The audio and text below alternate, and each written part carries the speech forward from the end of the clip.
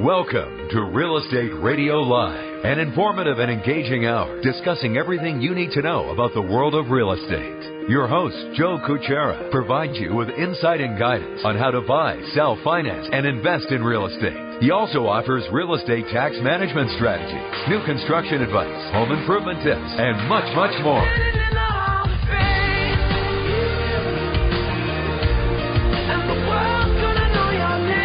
And now, to guide you around the world of real estate, here's your host and Real Estate Radio Live team leader, Joe Cucchiara. Welcome in. Good afternoon. Joe Cucchiara with Real Estate Radio Live. Thank you so much for spending some time with us this afternoon. A reminder to those, you can listen to us a couple different ways and stay in touch a couple different ways. One is on the radio, KDOW 1220 AM. You could tune in and listen to us from 3 to 4, Monday through Friday. You could also tune in and listen to us anywhere, as long as you get an online connection. If you go to kdow.biz, click on that big button that says Listen Live, and you can listen to us between 3 and 4, obviously Pacific Daylight Time here, 3 to 4, Monday through Friday. And we'd also like you to download an app and the podcast. That way you can listen to the show anytime, anywhere, at your convenience. We realize that not everybody has the ability to listen from 3 to 4. That's the best use of technology we have, is to try to allow people some flexibility. So if you go to reradiolive.com, that's reradiolive.com, you could download the app, podcast. You could go to iTunes, any of the normal places you find apps. You could download the RE Radio Live app and then listen to the show. We're getting several hundred downloads a day, which is really good, and we want to continue to grow that. We realize that that's the way to get the information out. The focus is education and information. That is how I started the show almost 6 years ago now, and the focus, the objective of the show, day in and day out, is to help you, the consumer, become a more wise, make more wise decisions in and around your real estate, period. So we do that by bringing you a variety of guests that have expertise in different areas of real estate, content, information. We also want to keep you up to date on markets, what's going on, the latest in anything to do with real estate. We're a live show. We love your calls. If you have any questions or if you want to interact, there's two ways to do that during the show. One is the toll-free number, 1-800-516-1220. You could also text, if you like, those questions in at 408. 838-9060. Those that were listening to the show earlier in the week, I think it was Tuesday, we had a little update on, we had some initial information on the big lawsuit against Wells Fargo. I wanted to follow up some details today. We have some more details, and also just give it time to the market to kind of let it resonate and find out what's going on. Obviously, once something's announced, there's typically other things that kind of follow afterwards, and additional things that kind of come in afterwards as well. So it's always good once a big story hits to share the initial story, talk a little bit about it, but then wait, in my opinion, wait a couple days or a week to kind of weed things out and find out if it's blown out of proportion, maybe it's not exposed enough. It could be all kinds of different things. So we're going to talk about that today. That's going to be the main topic I want to throw out to you. If you don't know, roughly, I'll kind of cover it again, but if you're not aware and you're not watching news or online, that earlier in the week, Wells Fargo fired over 5,300 workers for what they call improper sales push, and they were fined, I believe it was about $185 million by the CFPB, and that's the governing body, for those that don't know, kind of oversees the financial services world and mortgage world and credit card, et cetera, et cetera. The Consumer Financial Protection Bureau is what the CFPB stands for. And so the government got $185 million, stuffed their pockets pretty well with that. That's another conversation we could have, certainly, too. Was that a fair amount? We could talk about that. Considering only 5 or 6 million of it is going back to the consumers, is that a fair amount? And we could discuss the pros and cons of that. Some people will say it's ridiculous, and others would say, whoa, wait a minute. Wells Fargo does, somewhere between 8 to 10 billion in annual revenue, so that could be a drop in the bucket for some as well. So the question I'm going to pose today, I want to throw out to the audience. I'd love to get any interaction. It's a big bank. The questions I have for the audience today are three of them. Can you trust Wells Fargo? So can you? And the second one, if you're doing business with them, will you stop doing business with them because of this? And the third one is, does it really matter? Do you care? So those are the three questions I want to throw out. Love to hear your feedback, your thoughts, even if you don't have accounts with Wells Fargo. I have a checking account I've had with them for 25 years. I'm in the process of doing some refinancing myself, and when I get done with that, I will close out my account.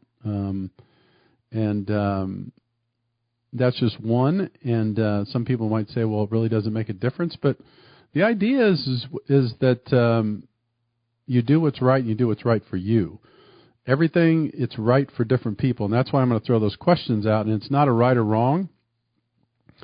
It really isn't. It's what is your feedback? What are your thoughts on this? Wells Fargo is a big, big banking operation with many different arms, if most of you don't know. Checking, saving, mortgage, financial services, wealth management, private lending, all kinds of different things. So the three questions are this. Can you trust them? Can you trust Wells Fargo after something like this? If you're using them, will you stop using them? Or does it really matter to you? Maybe it doesn't matter, and that's fine too. I'd love to hear from you one way or another. Or maybe I've had several emails of people who have actually had interaction with Wells Fargo because there was fraudulent activity on their account in terms of fees and being charged that weren't supposed to be charged. So there's already been some emails and interaction there. So if you had some experiences or maybe you just have a comment or opinion, I'd love to hear from you. We have some great listeners that give me some great feedback via text, email, phone call. So now's a good time, 1-800-516-1220 if you want to call, if you have anything to talk about in terms of this or anything real estate related. Or you could text 408-838-9060. So let's summarize again real quick. Wells Fargo fired over 5,300 people for improper sales. I'll summarize kind of what the improper sales activities were. There was basically the employees at every different level were getting compensated, bonused for opening up new accounts. New checking accounts, credit card accounts, those types of things, savings accounts. And I'm going to summarize here and do the best I can. Go do a little research if you want. It's all over the internet and websites in terms of what happened. So over about a 5-year period, 2011 up until now, there was this contest going on where people were compensated for opening new accounts. And so apparently it got a little out of control, and there were fraudulent accounts being opened. There were accounts being opened without people knowing, without their authorization. Typically, I think what was happening is, let's say someone opened the account, and they opened a bunch of false accounts for like an entire family. Let's say there's 5 or 6 people a part of this family, and maybe one person in the family opened the account. Well, it looks like in some cases the agent would have jumped in and opened false accounts for the other 4 or 5 people in this family because they were compensated on every time they opened up a new account over a period of time. Fraudulent activity, then there was a lot of charges to people's account, overdraft fees, late fees, inaccurately charged. In other words, they should not be charged. And some people would say, well, gee, if I have these, if I see these on my checking statement or my account, I'm going to bring it to someone's attention at Wells Fargo. And that's true. Some people will, but, if you're doing a bunch of transactions, there's not an excuse for this, but if you're a busy person, you don't check your account all that often and you peek in every once in a while and, let's say you go on and you scan real quickly, but you don't go down 4 or 5 days from now and you don't see that overdraft fee or late fee. I could see how a lot of this stuff is, overlooked, I should say. I can see how it's overlooked for sure. So as I dug deeper and as we dig deeper, as I'm going to do today, here's what we find out. there was a 27-year veteran of the bank, and her name was Carrie Tolstedt. I think that's how you pronounce it, Tolstedt, Tolstedt maybe. She was the vice president, senior management in charge of this program. She was brought on, one of the reasons she was brought on and was to grow the accounts of the bank. And so she is going to walk away in a retirement package with about $125 million. She's going to walk away with $125 million for creating this program throughout Wells Fargo's system. That now, you can't, let's be clear here. You can't blame someone for creating and rolling out a program. That's not what they get blamed for, right? Anybody, any good person could come up with a program, and roll it out and be excited about it. That's not what we're talking about here. I think the thing that is upsetting a lot of people, and it is really turning them the wrong way, is that how could this be discovered? How could they be fined so much? How could they be, charged guilty in terms of settling for $185 million? And how could this person who created this program still walk away with that kind of money? I think that's one of the issues that's really burning people the wrong way. Now, to be fair, if someone creates this program and their compensation is wrote up as such and it's a legal compensation, and that compensation package says, listen, every time someone signs up a new account, you get $60 to the bottom end or the top end and whatever you want to call it, and those numbers come up to be $125 million as part of a compensation package, you can't fault someone for signing off on a program like that. The intentions were good. The intentions were good. The problem is, what happens when it all goes bad? What happens when it all goes wrong? Should they correct this? In other words, should that person still be entitled to that kind of money if they were overseeing a fraudulent program that went bad? That's the question. That is the question. All right, we're going to take a first break. When we come back, again, 3 questions I'll throw out. Give us a call. What do you think? Can you trust Wells Fargo, number 1? Number 2, if you're doing business with them, will you stop? And 3, do you really care? Does it really matter? Does any of this really matter to you? Come on back, 1-800-516-1220. We'll be back with you in just a couple minutes. For more information on today's program, visit RERadiolive.com. That's RERadiolive.com. Welcome back to Real Estate Radio Live, streaming live on iHeart, TuneIn, and KDOW.biz. For more information on today's topic or guest, just visit RERadiolive.com. That's RERadiolive.com. Again, your host for Real Estate Radio Live, Joe Cucchiara. Welcome back in. Thank you again for joining me this afternoon. Joe Cucchiara with Real Estate Radio Live. The topic today is Wells Fargo under fire in terms of the fraudulent activities that were taking place and within the company for the last 5 years. Talking about that, a lot of information back and forth. And again, we bring you newsworthy information, whether it's good, different, and bad. It does not matter. That's what we do. We don't want to be partial at all.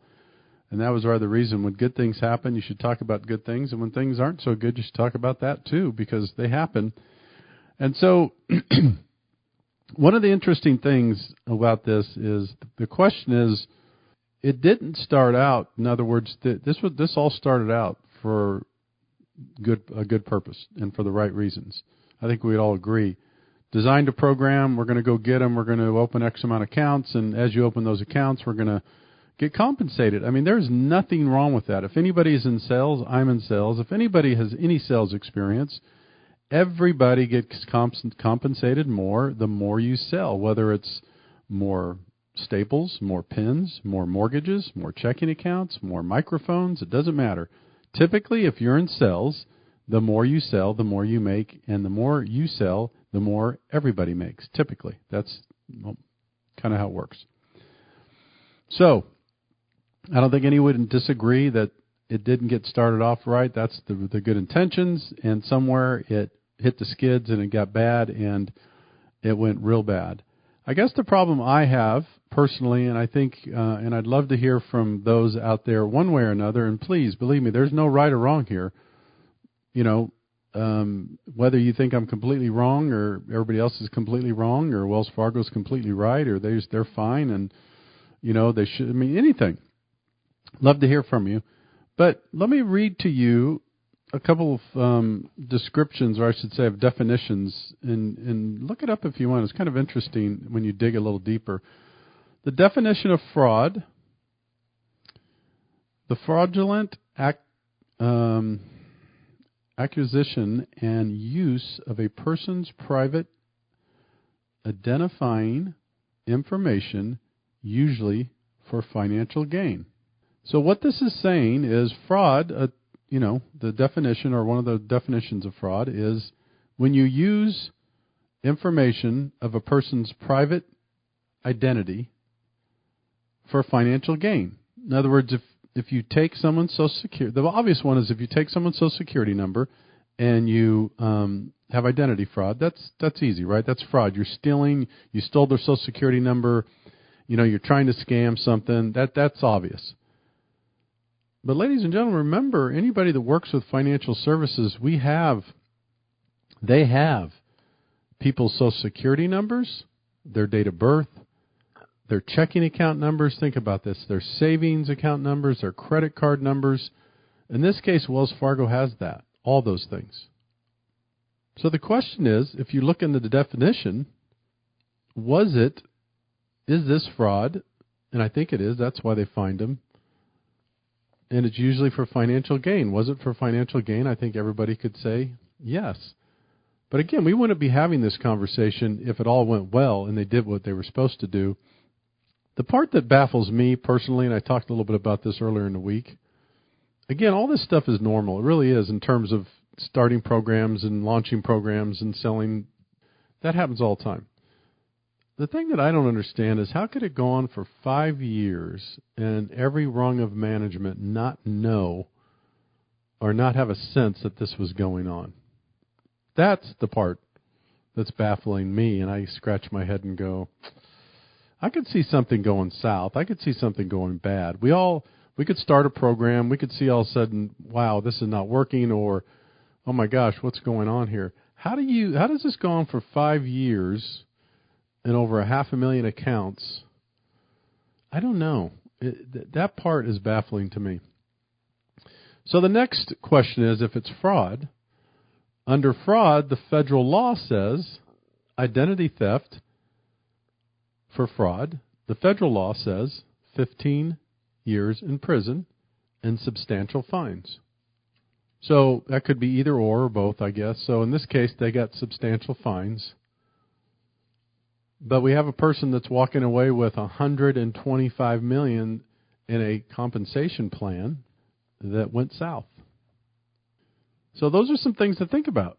Again, it'd be interesting to hear from anyone. I have a couple texts here I'll get to, but if you want to call in, 1-800-516-1220. What do you think about this? Does it matter? Is it not a big deal? Or are we just so jaded now? Or are we just so like, oh, well, whatever, Joe, it doesn't matter. This stuff happens all the time. You know, we'll just pay some additional taxes. Wells Fargo will add on some additional fees and maybe raise the interest rates a little bit for a couple of months and be good to go. Being sarcastic a bit, but my point is maybe that's it. Maybe we just become so jaded to this kind of stuff it doesn't make a difference anymore. That could be. And the last one is the fine, we'll talk about that when we come back, does the fine suit the crime? Does the fine suit the crime? And initially you think, oh my God, that's a lot. But when we come back, we'll talk about that. Does it fit the crime? And much more. Again, if you have any thoughts, comments, 1-800-516-1220, or you could text 408-838-9060. This is Joe Cucchiara with Real Estate Radio Live. We'll be back with you in just a couple minutes.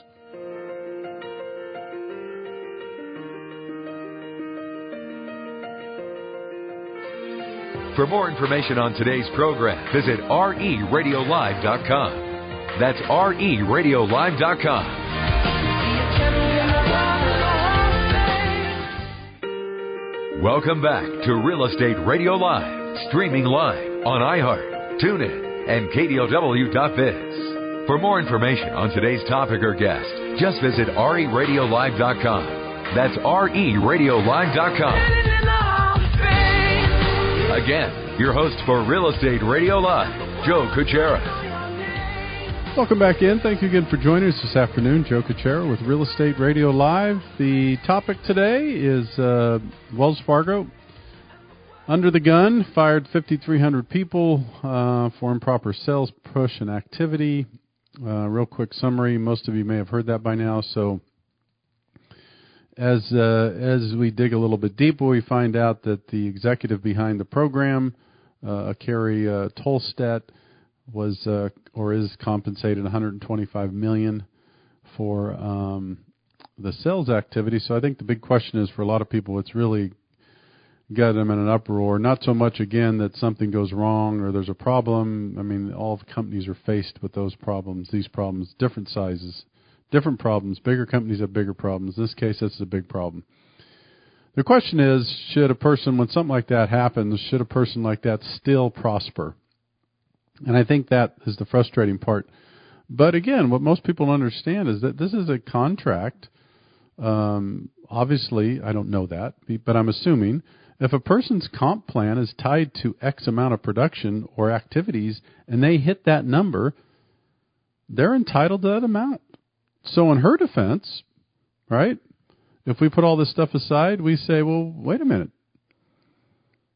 She launched the program, and they said if she hit X, Y, Z, guess what? She's going to walk away with a total compensation package of $125 million if she hit those targets.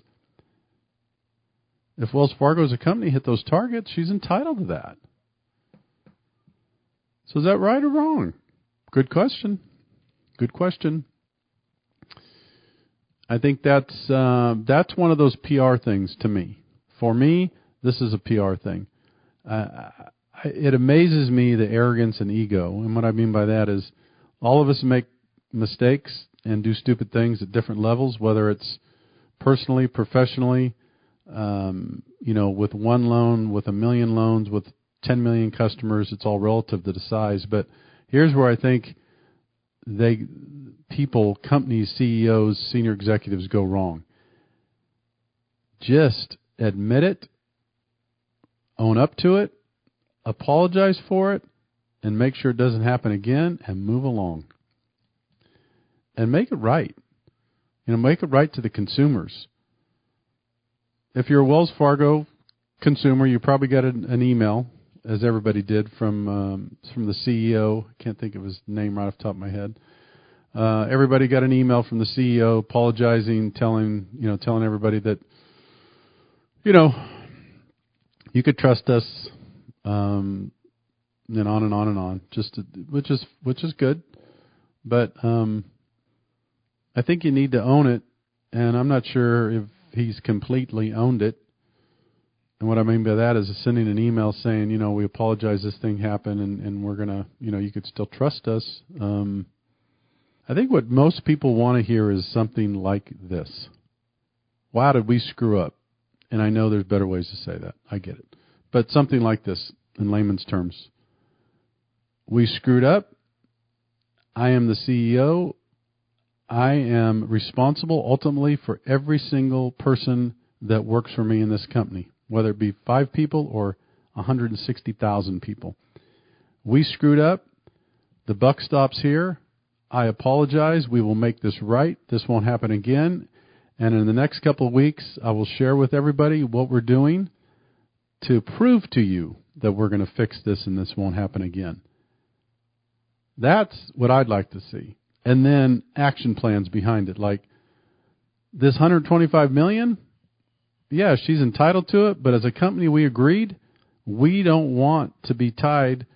We don't want the perception of the consumer thinking that we've just got finished ripping off consumers. At the same time, people are getting highly compensated for that practice. So what we've done is we're going to do ABC over the next several months. We're not going to get that package rolled out. We're not going to pay that person the way they were supposed to be paid because of the way that what happened. This is what we're going to do. I'm giving examples. I'm saying that these types of things go a long way.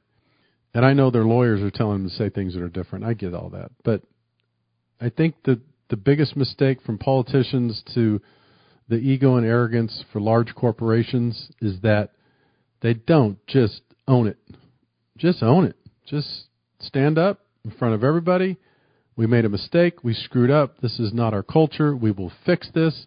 And these are the things we're going to do over the next couple of months to prove that we are the people that you want to continue doing business with. Something like that. And you don't hear things like that, unfortunately. You hear a lot of excuses. Well, I didn't really know, and we go on and on about the way these things are treated, and just anyway, we're going to take another break. We're going to come back. If you have any questions about this, comments one way or another, 1-800-516-1220. I'll try to get to these texts. We have about 12 or 13 texts. 408-838-9060. Be back with you to continue in just a couple minutes. For more information on today's program, visit reradiolive.com. That's reradiolive.com. Welcome back to Real Estate Radio Live, streaming live on iHeart, TuneIn, and KDOW.biz. For more information on today's topic or guest, just visit reradiolive.com. That's reradiolive.com. Again, your host for Real Estate Radio Live, Joe Cucchiara. Welcome back in. Thank you again for joining us this afternoon as we roll through the show here. Just a couple segments left. The topic has been Wells Fargo, the lawsuit, the fine, I didn't know about the lawsuit. I shouldn't say that. That's not true. The fine, the firing of 5,300 people, et cetera, et cetera. We've been going through that. I have a bunch of texts. I'll try to get to a couple of them. Most of them, I'll read them in just a couple minutes here, just real quickly, for the sake of the people that took the time to text. I appreciate that. Thank you very much. There's getting to be quite a few of them. The other question I want to bring up and get to think about and to ponder is, what about the partnerships and what about the affiliations with Wells Fargo? For instance, huge sponsors. Wells Fargo is a huge sponsor of all kinds of different corporations, companies, sporting teams, events. I know right here in our industry, for instance, the Buffini Company, Wells Fargo is their national mortgage lender. They're a national partner, national. And so you wonder, like a company like that, who has a national partner, how they look at this. Be interesting to see. Maybe I get some people from the Buffini Company on to talk about this. We've asked people from Wells Fargo to comment, and we haven't got any responses yet. But we'll continue to do that because we always want to get all sides. But it'll be interesting to hear from partnerships with Wells Fargo. In other words, does that come into play? Does this bother you if you are flying the Wells Fargo flag on your banner, on your company, on your marketing material, on your website, on your literature, on your blog post? Is this an issue for you if you're a partner with Wells Fargo? So if there's anyone out there that's affiliated with, and maybe you're part of a company, and I know, again, the one I'm familiar with is Brian, the Buffini Company is Wells Fargo's their national lender, national partner. And I know the Giants do some stuff with Wells Fargo, the San Francisco Giants. A lot of different organizations. We could go on and on and on. There's a list of them. And you wonder how that will be affected, or if that's affected at all. Or, again, the third question that I posed was, does it really matter? Maybe it doesn't matter. Maybe we're so used to this stuff it doesn't matter. So let me get to the text real quick, and I'll read them quickly because there's a lot of them here. So 3 or 4 of them kind of go like this. I have accounts with Wells Fargo. I'm going to check to see if anything's been done illegal or wrong to me, and I'm going to find out. I'm going to certainly look before.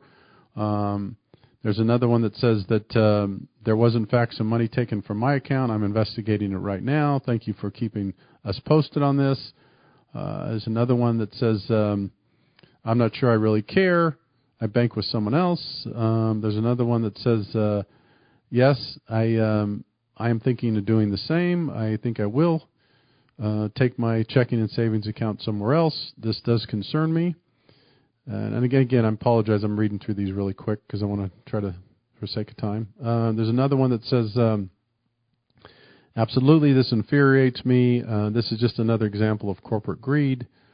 There's another one that says, I am going to also move my account most likely. There's another one, comment about, this is a partnership kind of. Maybe this is, I don't know if they sent this before my comment. We have a partnership with Wells Fargo, and I'm not sure how that's going to affect me. I don't know what kind of partnership they're talking about. There's a couple more, but again, just for the sake of time, thank you all for those texts. There's 15 or 16 texts, and I can't read them word for word, but just a quick summary of each of them as I scan through them. And but thank you for taking the time, and I appreciate the feedback. If you have any thoughts, if you want to call, again, 1-800-516-1220. If you have any thoughts or comments on this at all. In a couple of weeks or a month, it'll be by the wayside. There may be more information that comes out, and we may find out more. But everybody's job, and our job is to share news and share information as we see it. And this was a big deal, which is also interesting too. Is that Warren Buffett is one of the biggest shareholders of Wells Fargo. I don't know exactly what that means, if percentage-wise what he owns, but you wonder if something like that tarnishes his reputation, or again, he's just such a huge investor with so many different things going. Does this kind of thing really matter? And that's what I wonder sometimes if. I wonder if maybe this is just, maybe we're living in a society now where people would rather tune in to the latest reality TV show than go check their account and see if they were if they were incorrectly charged a late fee or a non-sufficient fund fee. It's just kind of interesting. There's certainly a lot of feedback. There's a lot of emails, a lot of texts, but interesting how we look at this kind of stuff, and it's almost to become expected, I think, when we live in a society where these types of things happen, all too often, for sure. But just like that, I will tell you before I take a last break, is that this is one story and one story only. There are millions of great stories. There are millions of positive things going on, but just as I mentioned, we cover everything, whether it be good, bad, or indifferent, for sure. All right, we're going to take the last break. So this is your last chance. If you want to get any feedback on the phone, 1-800-516-1220. And shoot those texts if you want, 408-838-9060. This is Joe Cucchiara. We'll be back to finish up in just a couple minutes. For more information on today's program, visit RERadiolive.com. That's RERadiolive.com. Welcome back to Real Estate Radio Live, streaming live on iHeart, TuneIn, and KDOW.biz. For more information on today's topic or guest, just visit RERadiolive.com. That's RERadiolive.com. Again, your host for Real Estate Radio Live, Joe Cucchiara. Welcome back in. Thank you again for joining me this afternoon as we wind down the show. Just a few minutes left, and I want to thank those again for participating. We got upwards of 20-plus texts.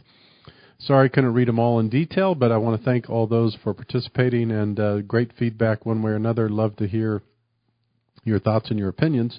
The last couple of minutes, I just want to remind everybody, give a quick market update. You'll hear me talk about this for the next, I think the next couple of, at least the next couple of months, and that is get out there. The buyer is a buyer's market. It is definitely turning into a buyer's market in most places. If you were discouraged over the last couple of years by not getting your offer accepted or maybe you had FHA financing and you weren't strong enough, or 5%, 10%, I encourage you to get back out there. If you want to call me, run some numbers, put together some options. I did get that also, by the way, I get at least a half a dozen emails or text during the week to run scenarios for people and discuss options about investment properties and different stuff, and I'm happy to do that. So I don't know that I talk about that enough, but I encourage you. I'm here to help you with that off air. If you have scenarios you want to run, or maybe you're thinking about investment property or 1031 exchange, or you're thinking about what to do with your equity, or maybe buying out of state, I'm happy to help you in any of those areas. And if there's areas that I feel like you need some expertise in different areas, I have a lot of different business partners that could help in all aspects of real estate, whether it be the real estate buy-sell side, the legal side, the tax stuff. The last thing I will say that we're going to start doing, we've got a demand for it, and I'll throw it out there. We'll talk about it over the next couple of months. We're going to start doing quarterly consumer workshops. And so what this means is we'll invite as many people as possible. We'll probably get somewhere between 75 or 100 plus. The idea is we will do a panel. I'll be moderating, and it'll be, for instance, myself, a real estate agent, a CPA, a financial planner, maybe an attorney. The idea is that we are going to be doing topics at different locations throughout the next several months. We're going to probably have them every quarter, and educating the consumer on buying, selling, financing, tax implications, what you can and can't do, investment strategies. We'll have a financial planner alongside as well to discuss maybe, some different options. And so we're looking forward to it. We've got a lot of demand for people that want these, and so we're going to try to deliver on those, and we're going to try to, I'm not sure that we'll be able to get one done before the end of the year, but we'll certainly get those launched in 2017. So if you have any feedback one way or another on a workshop like that, shoot us a email, text, and you could always go to reradiolive.com. That is reradiolive.com, and email me also if you'd like to do that, joe@reradiolive.com. That is joe@reradiolive.com, and you could also reach me by calling 408-838-9060. Just remember, we're here for you. We're here to educate and inform and make you a more wise, educated consumer in and around your real estate. So I want to thank you for tuning in today and listening, and again for all your participation. Have a great, safe afternoon, and we'll be back with you tomorrow. Take care.